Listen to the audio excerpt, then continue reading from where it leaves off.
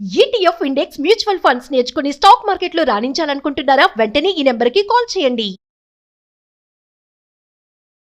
ఐవీఎఫ్కి వస్తున్నారు అంటే main reason ఏముంటుంది? కౌంట్ ఇష్యూస్ ఉండొచ్చు, కదలికలు మొటిలిటీ అంటాం అది ఉండకపోవచ్చు, లేకపోతే సివియర్ డిఫెక్ట్స్ ఉండటము, ప్రాబ్లమ్స్ మనకి రిపోర్ట్స్లో కూడా తెలియదు, అన్ఎక్స్ప్లెయిన్డ్ అంటాం. అంటే ప్రాబ్లం లేదని కాదు, మనకి ఇంకా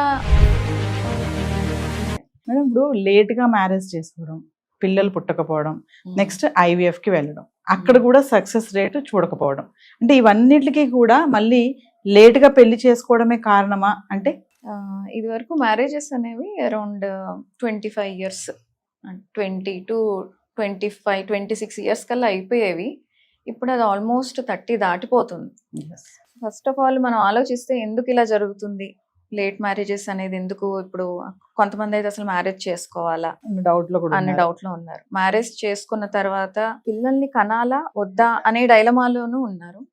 వాళ్ళు ఆ డైలమా నుంచి బయటకి వచ్చి మ్యారేజ్ చేసుకొని తర్వాత మళ్ళీ పార్ట్నర్ తోటి కంపాటబిలిటీ ఉంటుందా లేదా చెక్ చేసుకొని పిల్లల్ని కనాలి అనే డెసిషన్ తీసుకునేసరికి ఇప్పుడు ఈ మధ్య కాలంలో ఆల్మోస్ట్ 32 ఇయర్స్ దాటిపోయాకే వస్తున్నారు చాలా మటుకు. సో దానివల్ల ఇంపాక్ట్ ఖచ్చితంగా ఉంటుంది. ఇదంతా జరగటానికి మెయిన్ రీజన్ ఏంటి అని అంటే ఇప్పుడు అందరూ కూడా ఫైనాన్షియల్ స్టెబిలిటీ కోరుకుంటున్నారు. ఇది వరకులో లాగా హస్బెండ్ సంపాదించటం, వైఫ్ ఇంట్లో ఉండి ఫ్యామిలీని చూసుకోవటం అనే సిస్టమే పోయింది. అది పోవడానికి కూడా ఒక రకంగా సొసైటీ అండ్ అందులో ఉండే ఇష్యూస్ కారణం. ఇంట్లో ఉండి ఫ్యామిలీని చూసుకునే వాళ్ళంటే అలుసైపోవటం, వాళ్ళని ఇన్సల్ట్ చేయటము, తక్కువగా చూడటము, అందరికి లోకు అయిపోవటము, కన్న పిల్లలకి కూడా లోకు అయిపోవటము, ఇన్లాస్ కి లోకు అయిపోవటం, ఇవన్నిటి నుంచి ఈ ప్రాబ్లం నుంచి బయటకి రావాలి అన్న ఉద్దేశంతో ఆడవాళ్ళు చదువుకోవటం, బయట వర్క్ చేయటం, ఫైనాన్షియల్ గా ఇండిపెండెంట్ అవ్విన తర్వాత ఒక సెల్ఫ్ రెస్పెక్ట్ అనేది వచ్చిన తర్వాత మ్యారేజ్ చేసుకోవడం ఆలోచిస్తున్నారు. ఇవన్నీ యాడ్ అయ్యేసరికి మ్యారేజ్ లేట్ అయిపోతుంది, చైల్డ్ బర్త్ అనేది కూడా లేట్ అయిపోతుంది. ఇందులో ఈ ప్రాసెస్ లో ఒక ప్రాబ్లం నుంచి తప్పించుకోవాలి అని అనుకొని ఇంకో ప్రాబ్లం లో ఇరుక్కుతున్నారు. ఆల్మోస్ట్ ఇది సోషల్ నార్మ్స్ క్రియేట్ చేసిన ప్రాబ్లం అయితే ఇప్పుడు ఫేస్ చేస్తున్న ప్రాబ్లమ్ బై నేచర్ వచ్చే ప్రాబ్లం. ఆడవాళ్ళకి ఉన్న రీప్రొడక్టివ్ సిస్టమ్, మగవాళ్ళ రీప్రొడక్టివ్ సిస్టమ్ చాలా డిఫరెంట్. సో మగవాళ్ళకి ఏంటంటే ఆల్మోస్ట్ 70-75 ఇయర్స్ వరకు ఆ తర్వాత కూడా స్పర్మ్స్ ప్రొడ్యూస్ అవుతూనే ఉంటాయి. రోజుకి కొన్ని మిలియన్స్ ఆఫ్ స్పర్మ్స్ ప్రొడ్యూస్ అవుతూ ఉంటాయి, రిలీజ్ అవుతూ ఉంటాయి, కొత్త కొత్త స్పర్మ్స్ పుట్టుకొస్తూ ఉంటాయి. వాళ్ళ టెస్టిస్లో ఎటువంటి ప్రాబ్లం లేనంత వరకు. మ్యాక్సిమం ఏదన్నా అయితే ఒక 45 ఇయర్స్ దాటిన తర్వాత స్పర్మ్ క్వాలిటీలో ఎఫెక్ట్ పడుతుంది.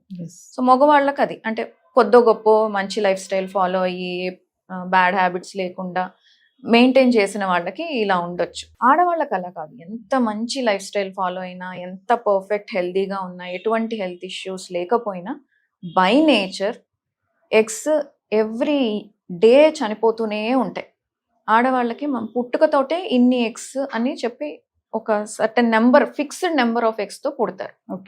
సో ఇంకా అక్కడి నుంచి ఎగ్స్ చనిపోతూనే ఉంటాయి. మెచ్యూర్ అయిన దగ్గర అక్కడి నుంచి ఎవ్రీ మంత్ ఒక ఎగ్ రిలీజ్ అవ్వడం స్టార్ట్ అవుతూ ఉంటుంది. ఆ రిలీజ్ అవుతున్న ఎగ్స్ తోటి మళ్ళీ హండ్రెడ్స్ ఆఫ్ ఎగ్స్ చనిపోతూ ఉంటాయి. ఒక పర్టికులర్ పాయింట్ లో ఎగ్స్ అన్ని అయిపోతాయి, ఆ పాయింట్ లో మెనోపాజ్ వస్తుంది. సో ఎవ్రీ ఇయర్ చూసుకుంటే 10% ఎగ్స్ పోతూ ఉంటాయి. ఒక బాస్కెట్, ఒక మార్బుల్స్ ఉన్న బాస్కెట్ ఇమాజిన్ చేసుకోండి. అందులోంచి మనం మార్బుల్స్ తీసేస్తూ ఉంటే ఒక పాయింట్ ఆఫ్ టైం ఎంటీ అయిపోయింది. సో అది ఎంత స్పీడ్ గా మనం ఆ మార్బుల్స్ తీస్తున్నాం అన్న దాన్ని బట్టి ఉంటుంది. కొంతమందికి 45-50 ఇయర్స్ వరకు కూడా మెనోపాజ్ వస్తుంది, ఎందుకంటే వాళ్ళకి అప్పటిదాకా ఎగ్స్ ఉంటాయి. కొంతమందికి 40 ఇయర్స్, ఈ మధ్య కాలంలో 40 ఇయర్స్కి మెనోపాజ్ వస్తుంది. సో దానివల్ల ఏంటంటే ఏజ్ పెరుగుతున్న కొద్దీ ఎగ్స్ నెంబరు తగ్గిపోతుంది, ఒకటి reason. Second reason egg quality కూడా. ఎందుకంటే మనం పుట్టినప్పుడే మనతో పాటే ఎగ్స్ పుడతాయి. సో మన బాడీలో ఎలాంటి మార్పులు వస్తాయో ఎగ్లో కూడా మార్పులు వస్తాయి. ఎస్పెషల్లీ ఎగ్లో ఉండే డిఎన్ఏలో మనం ఎక్స్పోజ్ అయిన పొల్యూషన్కి, మన హ్యాబిట్స్కి, మన హెల్త్ ఇష్యూస్, వీటన్నిటి వల్ల ఎగ్ డిఎన్ఏలో మార్పులు వచ్చి ఆ డిఎన్ఏ వీక్ అయిపోతుంది. సో వీక్ అయిపోవడం వల్ల ఎవ్రీ ఇయర్ కన్సీవ్ అయ్యే ఛాన్సెస్ తగ్గుతూ ఉంటుంది అనమాట. ఈ రెడ్యూస్ అవ్వడం అనేది 30 ఇయర్స్ తర్వాత నుంచి బాగా క్లియర్గా కనపడుతుంది.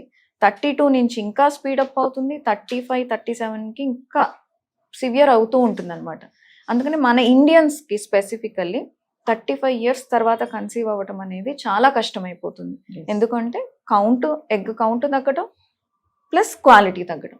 సో దీనివల్ల మనకి కన్సీవ్ అవ్వడానికి ఛాన్సెస్ తగ్గడం వల్ల వాళ్ళు అప్రోచ్ అవ్వటం మమ్మల్ని, క్వాలిటీ క్వాంటిటీ తగ్గడం వల్ల IVF ఫెయిల్యూర్స్ అవ్వటము, ఒక సైకిల్ ఫెయిల్ అయింది కాబట్టి మళ్ళీ రిపీట్ చేయాల్సి రావటము, ఒక్కొక్కసారి డోనర్స్ కి కూడా వెళ్ళాల్సి వస్తుంది. వాళ్ళకి ఒక 2-3 సైకిల్స్ చేసాము, పెద్దగా అవుట్పుట్ రావట్లేదు అన్నప్పుడు ఇంకా ఎవరైనా 30 ఇయర్స్ కంటే తక్కువ ఉన్న వాళ్ళ ఎగ్స్ తీసుకొని ఆ ఎగ్ తోటి హస్బెండ్ స్పర్మ్ ని కలిపి దాన్ని ఎంబ్రియో చేసి వైఫ్ కి యూస్ చేయడం. జెనెటిక్ మెటీరియల్ వాళ్ళది ఉండదు, వేరే జెనెటిక్ మెటీరియల్ ఉంటుంది. సో ఇలాంటి సిచ్యువేషన్స్ ఇప్పుడు అనేది కొంచెం కామన్ గా అయిపోయింది. సో ఇదన్నిటికీ మెయిన్ రీజన్ ఏంటి అని అంటే మన సొసైటీలో వచ్చిన చేంజెస్, నార్మ్స్ లో వచ్చిన చేంజెస్, చదువుకోవడం, ఉద్యోగాలు చేయటం, లేట్ మ్యారేజ్ బిల్డప్ చేసుకోవాలి, ఈ ప్రాసెస్ లో మళ్ళీ హెల్త్ నెగ్లెక్ట్ చేయటము, బ్యాడ్ హ్యాబిట్స్ అలవాటు అవ్వటము, దాని వల్ల రావాల్సిన ఏజ్ కంటే ముందే బాడీలో చేంజెస్ వచ్చేయటము, స్ట్రెస్ ఒకటి ఎక్కువైపోయింది. 40 ఇయర్స్ లో రావాల్సిన ఇష్యూస్ అన్ని 35 ఇయర్స్ కి 30 ఇయర్స్ కే వచ్చేయటము, ఇవన్నీ కలిపి ఫర్టిలిటీ రేట్స్ అనేవి బాగా తగ్గిపోవడం, ఇవన్నీ కాంబినేషన్ ఆఫ్ మెనీ థింగ్స్ అనమాట. సో దానివల్ల ఇప్పుడు కొంచెం నెంబర్ ఆఫ్ కేసెస్ రావటం కూడా, ఫర్టిలిటీ ఇష్యూస్ రావటం కూడా బాగా ఎక్కువైంది. ఇది వరకు 1 out of 10 సఫర్ అయ్యేవాళ్ళు, అంటే 10 మంది కపుల్స్ లో ఒకళ్ళకి ఇబ్బంది ఉండేది. ఇప్పుడు 5 to 6 out of 10, almost double కాదు, చాలా ఎక్కువైపోయింది. సో ఇవన్నీ మనం కొంచెం చూసుకొని, ఒకవేళ లేట్ మ్యారేజ్ చేసుకోవాలి అని అనుకునే ఆ ఉద్దేశంలో ఉంటే అట్లీస్ట్ ఒక 25 or 26 ఇయర్స్ నుంచి ఒక గైనకాలజిస్ట్ దగ్గరికి వెళ్ళి చెకప్ చేయించుకొని, లేట్గా మ్యారేజ్ చేసుకున్నా పర్వాలేదా, లేదా ఇంకేమన్నా ఆప్షన్స్ ఉన్నాయా అని డిస్కస్ చేసుకుని దాన్ని బట్టి ప్లాన్ చేసుకుంటే ఇవి కొంచెం అవాయిడ్ చేసుకోవచ్చు. ఒకవేళ వాళ్ళ ప్రొఫైల్ అంత బాగోలేదు అనుకున్నప్పుడు ఎయిదర్ మ్యారేజ్ అన్నా తొందరగా ప్లాన్ చేసుకోవాలి, పిల్లలు అదన్నా ప్లాన్ చేసుకోవాలి, లేదా అట్లీస్ట్ ఎగ్స్ ఫ్రీజ్ అన్నా చేసుకోవాలి. అంటే ఈ ఎగ్ ఫ్రీజింగ్ ఏమీ సైడ్ ఎఫెక్ట్స్ లేదు, 100% సక్సెస్ గ్యారంటీ అలా అని కాదు. కాకపోతే వాళ్ళకి ఇంకా వేరే ఆప్షన్ లేదు, ఖచ్చితంగా లేట్ అవుతుంది, పిల్లల్ని కండం ఇప్పట్లో పాసిబుల్ కాదు, ప్రొఫైల్ అంత ప్రామిసింగ్ గా లేదు అని అనుకున్నప్పుడు ఇది ఒక alternative, something like an insurance. So అందరికీ సూటబుల్ కాదు, కానీ పాసిబుల్ అయినప్పుడు మాత్రం ఈ ఆప్షన్ ని వాళ్ళు చూస్ చేసుకోవచ్చు. ఎగ్ ఫ్రీజింగ్ అన్నారు చూసారా మేడం, బిఫోర్ మ్యారేజ్ వెళ్తారా దానికి? అసలు ఉన్నారా? వెళ్తారు. అంటే ఇది ఇప్పుడు నేను చెప్పింది సోషల్ ఎగ్ ఫ్రీజింగ్, అంటే వాళ్ళ కెరీర్ కోసమో లేకపోతే ఇంకేదన్నా రీజన్ కోసం, మెడికల్ ప్రాబ్లం కాకుండా వాళ్ళు వేరే అదర్ రీజన్స్, ఫైనాన్షియల్ రీజన్స్ కోసం చేసుకునే ఎగ్ ఫ్రీజింగ్ ని సోషల్ ఎగ్ ఫ్రీజింగ్ అంటాం. ఇంకొక వేరే కైండ్ ఆఫ్ ఎగ్ ఫ్రీజింగ్ ఉంది, హెల్త్ ప్రాబ్లమ్స్ ఉన్నప్పుడు. అంటే వాళ్ళకి ఎగ్స్ తొందరగా అయిపోతాయి, లేదా ఓవరీస్ తీసేసేయాలి, లైక్ క్యాన్సర్ పేషెంట్స్ అనో, లేదా కీమోథెరపీయో రేడియేషనో ఇట్లాంటి ట్రీట్మెంట్స్ అండర్గో అవ్వాలి అని అనుకున్నప్పుడు, ఇవన్నీ అయినప్పుడు వాళ్ళ ఎగ్స్ డ్యామేజ్ అయిపోతాయి. సో ఆ ట్రీట్మెంట్స్కి వెళ్ళక ముందే మనం ఎగ్స్ని తీసి ఫ్రీజ్ చేసి తర్వాత ఫర్దర్ ట్రీట్మెంట్స్కి వెళ్తాం అనమాట. సో అవి యూజువల్గా యంగర్ వాళ్ళకే చేస్తూ ఉంటారు, ఒక్కొక్కసారి 12-13 ఇయర్స్ పిల్లలకు కూడా చేస్తాం. సో అది మెడికల్ కండిషన్స్ ఉన్న వాళ్ళకి అది చేస్తాం. ఇది సోషల్ ఎగ్ ఫ్రీజింగ్, అంటే వాళ్ళు కెరీర్ ప్లానింగ్ కోసం, లేకపోతే సూటబుల్ పార్ట్నర్ ఇంకా దొరకలేదు అని అనుకున్నప్పుడు ఇది సోషల్ ఎగ్ ఫ్రీజింగ్ అనమాట. సో 2 రకాలుగా మనం యూస్ చేసుకోవచ్చు. ఇది మెడికల్ ఇష్యూస్ డిమాండ్ చేస్తాయి కాబట్టి ఇది చేస్తాము, ఇది వాళ్ళ పర్సనల్ చాయిస్. ఇది కంపల్సరీ చేయించుకోవాలని ఏం లేదు, వాళ్ళ ఫైనాన్సెస్, వాళ్ళ సిచ్యువేషన్ అది చూసుకొని if they can effort for it, అంటే దీనికి పెట్టడం వల్ల వాళ్ళ ఫైనాన్షియల్ బర్డెన్ కాదు, మేము మేనేజ్ చేసుకోగలము అని అనుకున్నప్పుడు this is a good option. Final ఒకటి చెప్పండి, IVF కి వస్తున్నారు అంటే మెయిన్ రీజన్ ఏముంటుంది అసలు? దానికి కూడా చాలా రీజన్స్ ఉంటాయి.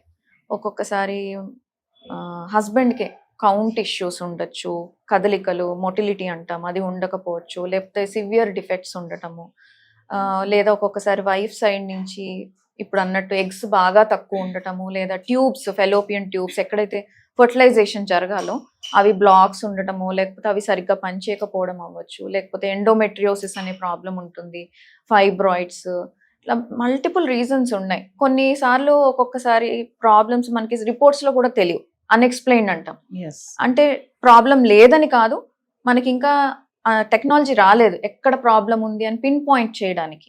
సో అలాంటి వాళ్ళకి కూడా ఒక్కొక్కసారి ప్రీవియస్గా అన్ని రకాల ట్రీట్మెంట్స్ ఫెయిల్ అయ్యి ఇంకా ఏజ్ పెరుగుతుంది, ఇంకా తర్వాత కన్సీవ్ అవ్వడం కష్టం అవుతుంది అని అనుకున్న వాళ్ళకి కూడా ఐవీఎఫ్ చేస్తాం. సో మల్టిపుల్ రీజన్స్ ఉన్నాయి ఐవీఎఫ్ చేయడానికి, ఇది ఒక్కటి అని చెప్పడానికి అయితే లేదు. అంటే ఈ ఐవీఎఫ్ కి కూడా ఏజ్ అంటూ ఉంటుందా మేడం? ఈ ఏజ్ వరకు ఐవీఎఫ్ కి వెళ్ళొచ్చు, ఏజ్ దాటితే ఇంకా ఏజ్ అనేది మనకి ఇప్పుడు గవర్నమెంట్ రెగ్యులేషన్స్ పెట్టింది. ఇప్పుడు రెగ్యులేషన్స్ ప్రకారం అయితే 21 years నుంచి ఎలిజిబుల్, 21 years నుంచి 50 years వరకు వాళ్ళు వెళ్ళొచ్చు. 50 కూడా కాదు, 45, 21 to 45 years వరకు వాళ్ళు వెళ్ళొచ్చు ఐవీఎఫ్ కి. అలాగే మేల్ పార్ట్నర్ కూడా అంతే, 21 years నుంచి 45 years వరకు వాళ్ళు ఐవీఎఫ్ చేయించుకోవచ్చు. సో ఆ ఏజ్ లిమిట్ అనేది గవర్నమెంట్ పెట్టినదే తప్ప బయలాజికల్గా అంటే వాళ్ళు ఈ ఏజ్లో వెళ్ళకూడదు ఆ ఏజ్లో వెళ్ళాలి అని అయితే ఏం లేదు. వాళ్ళకున్న ప్రాబ్లమ్ని బట్టి, ప్రాబ్లమ్ సివియర్గా ఉంటే 21 yearsకి ఒక్కొక్కసారి ఇందాక నేను చెప్పినట్టు ఒకవేళ ఏదైనా క్యాన్సర్తో ఇబ్బంది పడుతుంది, 13 years పిల్ల, ఓవరీస్ తీసేసేయాలి, వాళ్ళకి 13 years కానీ వాళ్ళకి ఐవీఎఫ్ చేస్తాం. కాకపోతే ఏంటంటే ఎగ్స్ ఫ్రీజ్ చేసి పెడతాము, స్పర్మ్ తో కలపం వాటిని. సో అది కూడా ఐవీఎఫ్ లో ఒక రకమైన ప్రొసీజర్. సో ఏజ్ లిమిట్ అనేది అయితే లేదు ప్రస్తుతానికి అయితే ఏం లేదు, ఎందుకంటే ఐవీఎఫ్ అనేది అంత కాంప్లికేటెడ్ ప్రొసీజర్ ఏం కాదు.